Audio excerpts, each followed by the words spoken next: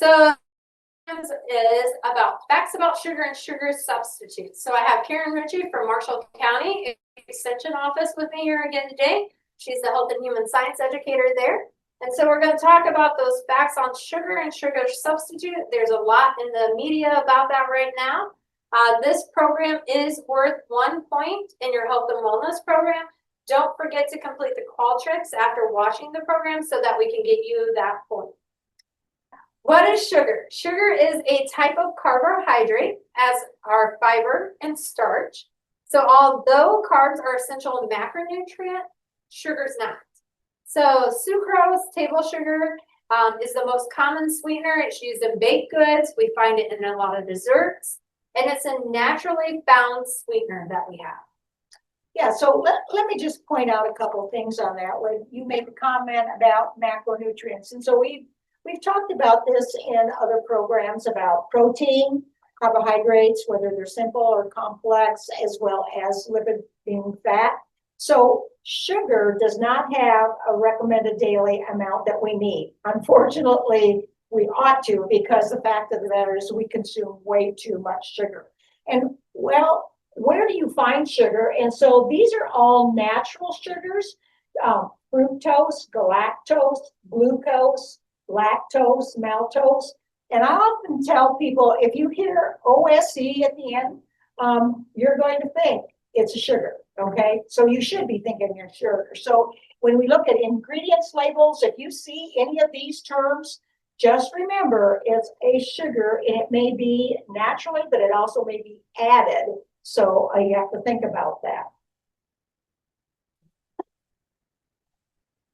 So sucrose versus high fructose corn syrup. So what's the difference between sucrose and high fructose corn syrup? Sucrose is made by extracting concentrated sugar from sugar cane or beet juice. It's made up of two simple sugars bonded together, glucose and fructose. High fructose corn syrup is a liquid sugar product produced from processing corn. It contains either 42% or 55% fructose, and the remaining portion would be glucose and water. Yeah, so you see the chemical composition here on the slide. And the fact of the matter is glucose, fructose, they're still sugars. So when you break it down into your body, irregardless, it's going to be sugar. And that's why we've offered to show you that the chemical graphic there. So as we look at it, why do manufacturers use high fructose corn syrup? Well, it's cheap, and people want to make money on it. The industry does.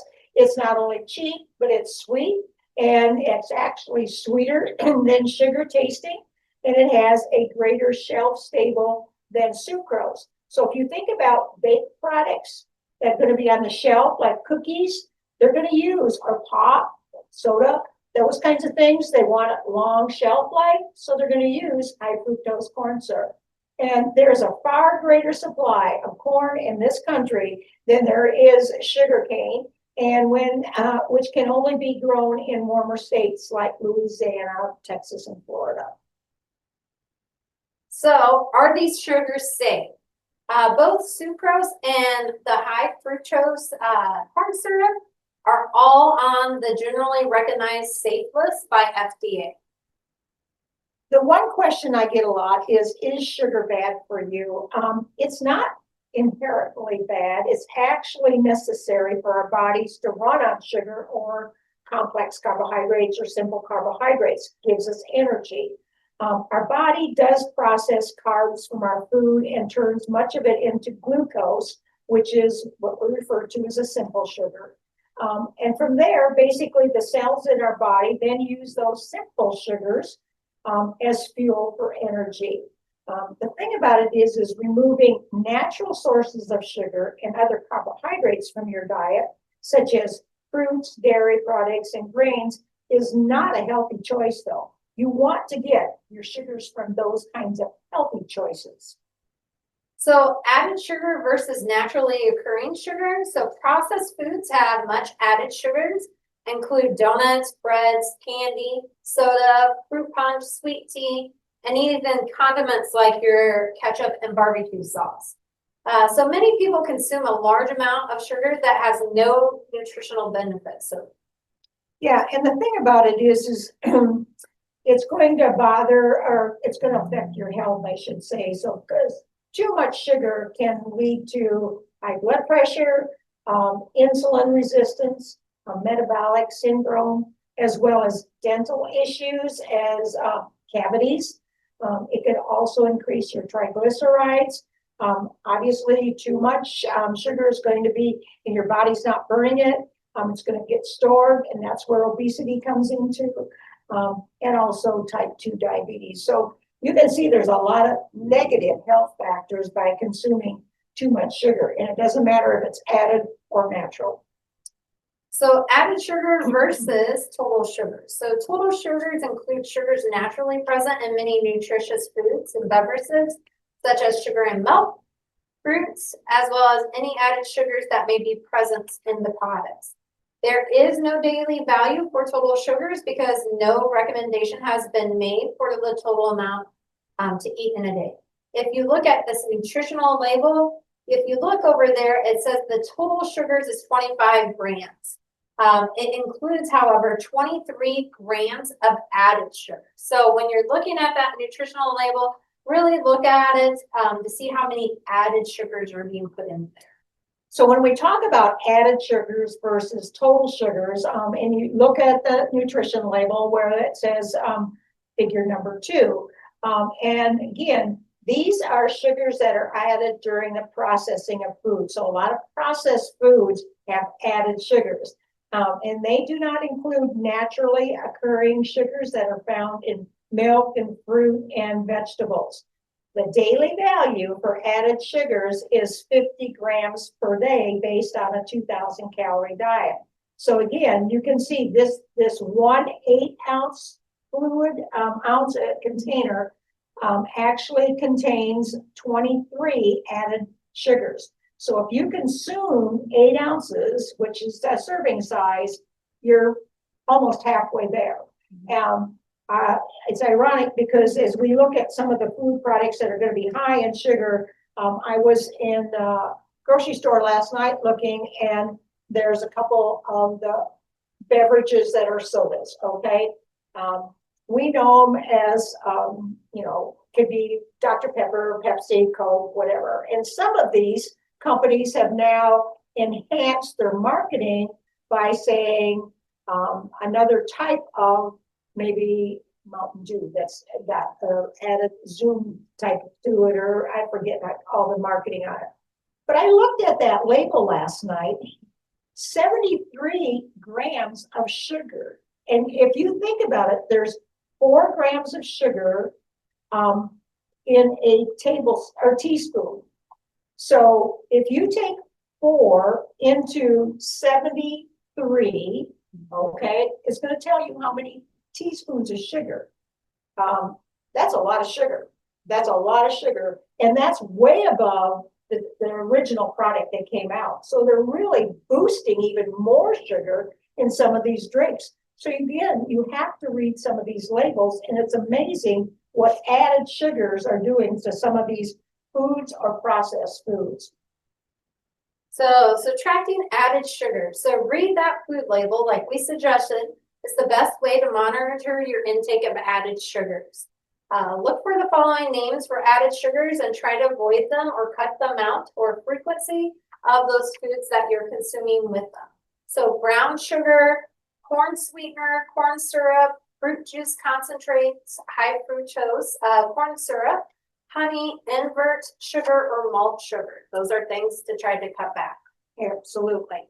The other thing is, let's do looking at a comparison. Where does your added sugars come from? I just got done talking to you about soda or high energy sports drinks, things like that. So 42% of the average intake of added sugars comes in that beverage. And next would be grain-based desserts. So if you think a grain-based dessert, that's going to be something that's probably got flour in it as well. So it's a cookie, it's a cake, those kinds of things. Your fruit drinks are next, as well as your dairy desserts that may referred to ice cream, one of my favorites, but again, it's going to have some sugar in it, added sugars to it. Candy is right up there, ready to eat cereals. You think about, I just want to say Frosted Flakes, okay? Something that's got sugar added to it. Sugars and honeys, again, could be that added sugar to it. Now, the positive about the honey, and we'll talk about that, is it's got some antioxidant antibody factors to it, so it helps. Tea, yeast breads, and then syrups and toppings. So again, think about those sweeteners and where they're coming from. So with regards to sweeteners like fruit juice, honey, molasses, and maple syrup, they contain natural sugar and have some nutritional benefit. Fruit has fiber in it, vitamins and antioxidants. They also have that sugar in it naturally, so that's a little better for you. Raw honey and maple syrup, they contain antioxidants like Karen just said, and minerals like iron, zinc, calcium, and potassium. So it's better to have that honey than those other added sugars that we're putting in. That's right. Okay, so what about those sugar substitutes? Well, they do taste, but they do not contain sugar. So they give you that taste of sweetness, but they do not give you the caloric intake. They have fewer calories than sugar, and some have actually no calories at all. Sometimes you'll see a product that says, such as this here in the graphic, that says sugar-free. It could be keto, it could be low carb, or definitely it could be a sugar-free diet that contains sugar substitutes. And those are going to be like artificial sweeteners or sugar alcohols or novel sweeteners, which we're going to talk about each one of those. So artificial sweeteners. Most artificial sweeteners are created from a chemical in a lab. A few are made from natural substances like herbs. They do and can contain 200 to 700 times more. They do not contain any added beneficial nutrients like vitamins, fiber, minerals, or antioxidants. Like we discussed, honey has those. They are regulated by the US FDA as a food additive. So it's being added to that food item. And a lot of times, again, that's in processed foods, so to speak. So what are some of those artificial sweeteners? Well, FDA, the Food and Drug Administration, has approved the following artificial sweeteners that you see here on the slide. And that is acetone, potassium, advantane, aspartame, neotane, saccharin, and sucralose.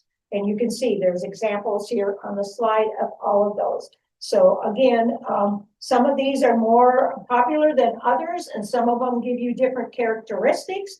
But again, these are all artificial sweeteners. So sugar alcohols, like artificial sweeteners, sugar alcohols are created synthetically.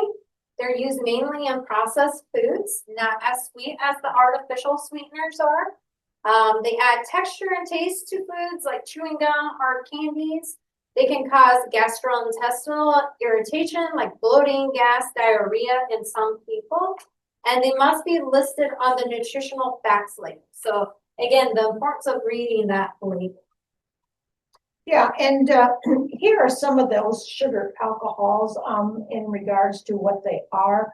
Erythritol, isomalt, lactitol, maltitol, and sorbitol, and xylitol. Kind of tongue twisted there, but those are all sugar alcohols. And again, you pick up like sugar alcohols you're going to find in candy. So for somebody who's diabetic, these are things that they're probably looking at because they can have them. It gives you that sweetness, but it doesn't give you the same effect as what sugar does and affects your blood sugar. So some novel sweeteners, so they're derived from natural sources.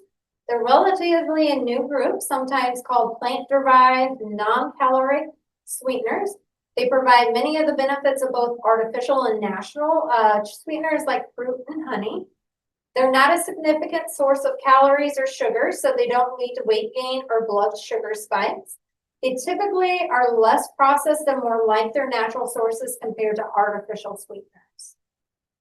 Yeah, so some of those novel sweeteners, as you can see here on the slide, are allulose, monk fruit, which we hear a lot about, Stevia is probably more well-known, and is in regards to tagatose. So stevia and monk fruit are both naturally derived from plants, and some people feel that they have a flavor very similar to regular sugar. The FDA says these sweeteners are generally recognized as safe, which means they are safe to use for their intended purpose. And I know when I do Dealing with Diabetes classes, again, we talk a lot about these, and a lot of people say, well, I really like stevia because it's basically plant-based and it's natural. So, you know, you got to think about some of these things. They're definitely a product that you'll find more and more on the shelves. So should I cut sugar from my diet? So removing all sugar from your diet means you might miss important nutrients found in fruits, whole grains, and dairy products. So diets can cut out all carbohydrates, and sugars can be harmful to your health. So cutting them out completely is just not a good idea. So without sugar, your body finds alternative sources of energy. It can begin to use keto bodies made by the liver for fuel, putting your body into starvation mode. So it can lead to keto flu. So some of you might know about that, headache, fatigue, or even brain fog. So dietitians recommend cutting back on highly refined foods and beverages, but not removing all carbohydrates from your diet. Yeah, and that's where you want to really watch the amount of simple carbohydrates, which is going to be your sugars, versus your complex carbohydrates, which is going to be more fiber and give you more nutrients that way. So here are some tips to reduce the refined sugars in your diet, and that is to consider a sugar substitute like stevia, or try a mixture of sugar and stevia. You can also load up on whole foods such as fruits and vegetables, whole grains, dairy products, lean proteins, seafood, nuts, and seeds as well. The other thing is skip the sodas. Skip those energy drinks, skip those sweet teas and fruit juices, because a lot of them are extremely high in sugars. I spoke with a group of high school, middle school students just this week, and I had a graphic that showed that some of these energy drinks have actually more sugar than a soda does. So you really got to go back to reading that food label. You also want to make sure that you use whole fruit as a sweetener, a banana to oatmeal, or blend a date into a smoothie, because that's going to give you a natural sugar. So calories from beverages. So dietary guidelines in the World Health Organization both recommend eliminating your added sugars to 10% of your daily calories. So if your total calorie intake is between 1,500 to 200 or 2,000 calories, that's about 150 to 200 grams of sugar. So approximately 10 to 15 teaspoons a day of sugar. One 12-ounce can of soda can contain a full day's allotment of the added sugars that you're supposed to intake.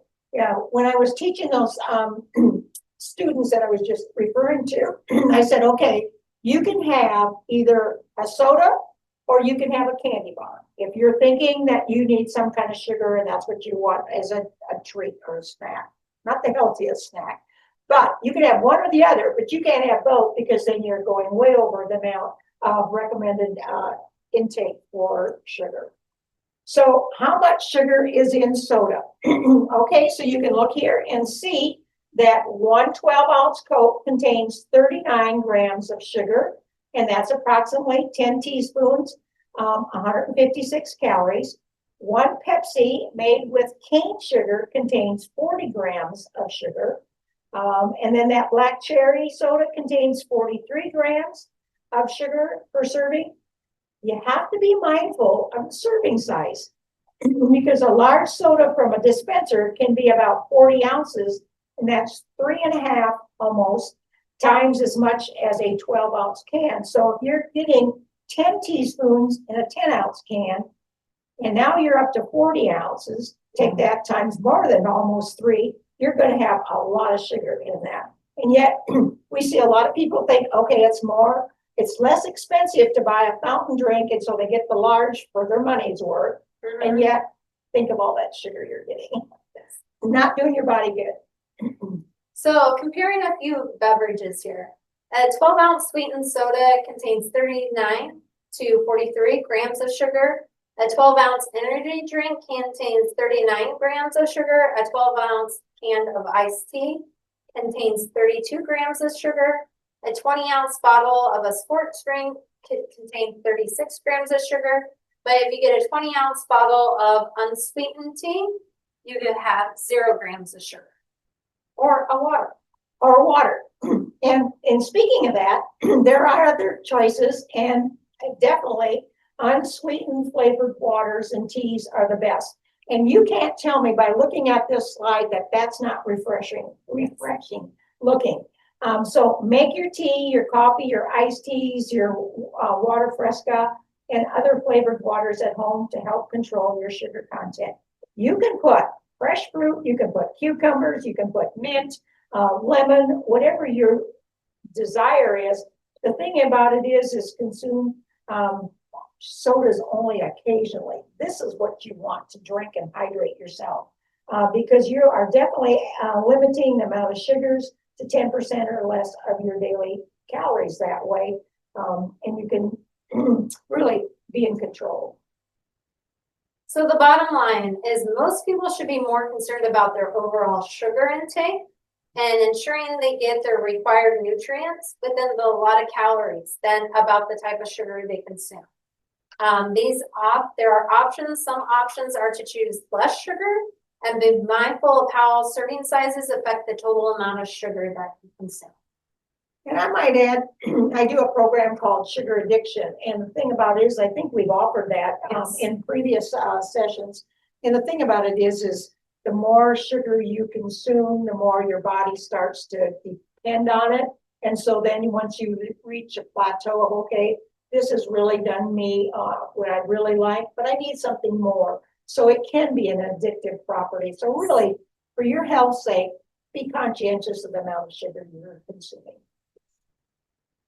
Thank you again, and that concludes this program. And don't forget, they have to go on the Qualtrics. Yes. And they get how many points? 1. Wow. Okay, great deal. Have a good day.